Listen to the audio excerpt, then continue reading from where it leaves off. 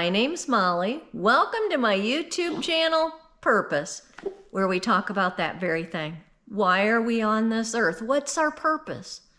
And if you've been following along with me, you know what I think. I think our purpose for being here on this planet is to get to know God more and more every day, to learn how to love Him more and more every day. And we can do that by reading the Bible, reading the directions He gave for us, reading some good holy books, and also just asking Him every day, morning, noon, night, all throughout our day. We can just stop and ask God, teach me how to love you. Teach me how to serve you. Teach me how to love other people because, I don't like everybody. And we don't have to like everybody, but we do need to pray that God blesses everybody and that God helps other people to grow closer to Him. That's what it means by loving people. So we're reading these stories in the Bible, and we left off on Genesis chapter 19. The Bible can be a tough read. Sometimes you just don't get it. I don't get it. And sometimes it just goes against the grain, it just seems wrong.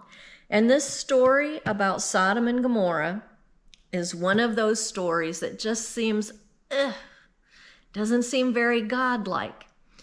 So every time I read stories, anything in the Bible, in the back of my head, I'm remembering what we talked about in the very beginning of this study in the Garden of Eden with old Adam and Eve. How you look at these stories and God's role in it is so important. Because when you read these stories, you have to read it with the idea that God is complete and perfect love. God is love. He can't do anything mean. He can't lie. He can't cheat. He can't steal. He can't because He's love. He can't do things to people out of spite or meanness, but He is fair and He is just. And He's not Santa Claus who's going to give you toys at Christmas whether you deserve them or not. At some point in all of our lives, we're going to meet God. We're going to talk to Him face to face. At some point, we're all going to be judged for the way we lived our lives. We're going to be judged for whether or not we tried to love God and we tried to love other people. Now, we may not do it right. I mess this up every single day. I mess up left, right, and sideways. But I'm trying. Every day I pick myself up and I say, help me today, God. Because I mess it up all the time, but I'm trying. I want to learn how to love God more and more. I want to learn how to love people more and more. I don't love people the way I should. I don't love God the way I should and the way He deserves, but I want to. And so that's the kind of framework in the back of our mind that we have to have when we read these stories, that God is pure love, that He doesn't do anything out of meanness or petty jealousies or, anything like that. That's not God. But He's fair. And if we do things in our lives to take us so far away from God that we can't even see Him anymore, then that's on us. God didn't turn us away. He didn't shut the door on us. We shut the door on Him. We walked away from Him. And that's what's going on here in Sodom and Gomorrah.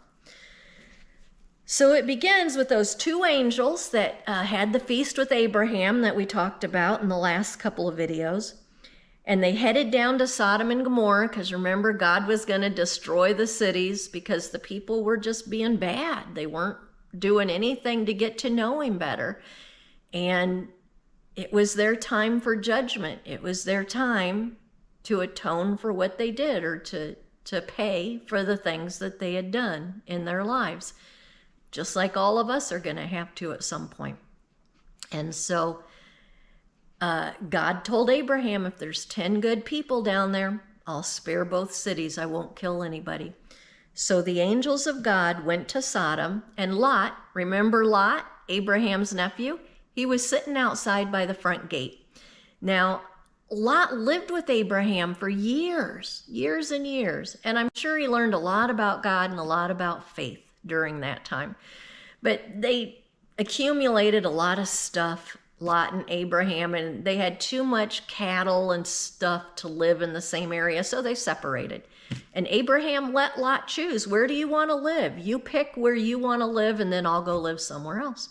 And Lot chose the valley where Sodom and Gomorrah are, and he's now living in this city. So he sees the two angels, and he jumps up, and he says, oh, hey, welcome. It's getting late. Come to my house. I'll give you something to eat. I'll wash your feet, and in the morning you can go on about your way. Which was so kind. That was just kind of Lot. Maybe he did it just, because he wanted to seem like a bigwig, or he wanted to know who the new people were. I don't know. But he did an act of kindness. He asked them to come home to his house where they could have a feast and eat, and then they could go on their way. And they said, no, we're just going to sleep outside. And Lot said, no, you're not sleeping outside, because he knew what kind of town Sodom was and what would happen to him. He said, come with me, come to my house, spend the night with me. You can leave in the morning in the daylight. And so they said, sure, we'll do that. And that's what they did. Lot fed him a huge feast. He really welcomed him and was kind and generous. And while they were eating, but before they went to bed, all the men of the town circled Lot's house, and they're banging on the door. They want those two men, the angels, but they don't know that, to come outside so they could have their way with them. And they wanted to do horrible things to these two angels, thinking that they're regular men. And Lot didn't want that to happen. So he opened up his door and faced this angry mob banging on his door. Every man, from the youngest boy to the oldest man, out there full of rage in this frenzy, because these two strangers are at Lot's house and they want him. And they could be drunk or who knows, but you know how people work themselves up into a big rage and frenzy, mob action. And Lot went out there and faced him. And he said, no, leave him alone. And the men said, we want him. You send those two men out here. And Lot was like, don't do this, guys. Come on, calm down. You don't want to do this. And that made them mad. They were like, who do you think you are, Lot, telling us what to do, judging us? We're going to do worse to you now. Send those men out here. And Lot said to him, and this is a hard read. There's tough things in the Bible. He said, I've got two daughters who have never known a man, so they're virgins. Let me send them out to you, and you can do to them whatever you please, but leave my visitors alone. Well, that doesn't seem right, does it? Take my virgin daughters and do to them what you please? I don't think Lot really meant, I'll send my daughters out to you. I think it's kind of an expression like, I'll give you my right arm. Just don't hurt these men. You don't really want him to chop your arm off, but he's saying, I'll do anything. Leave them alone. That's my take on it, but nobody really knows for sure. And the men were like, no, we want those men. Send them out to us. And they're about to attack Lot. So before he could get hurt, the angels opened up his front door, reached out, grabbed him, shut the front door, and blinded everybody who was outside trying to get in. And they're all groping around, and it said they wearied themselves. They got all tired out trying to find the house and get to the men. And I think there's a real lesson in that. Sometimes we can be so full of hatred or anger or jealousy or fear that we can blind ourselves to God. We can blind ourselves to the truth. And we can't see it when it's right in front of our face. Lot's house was right smack dab in front of them, but they couldn't find it. Sometimes we can get so full of anger and hatred towards somebody that we're blind to God's love. We're blind to the angels. We're blind to mercy. And I don't know if you know that feeling or not. I know that feeling when you're just all worked up and you're super angry or super upset.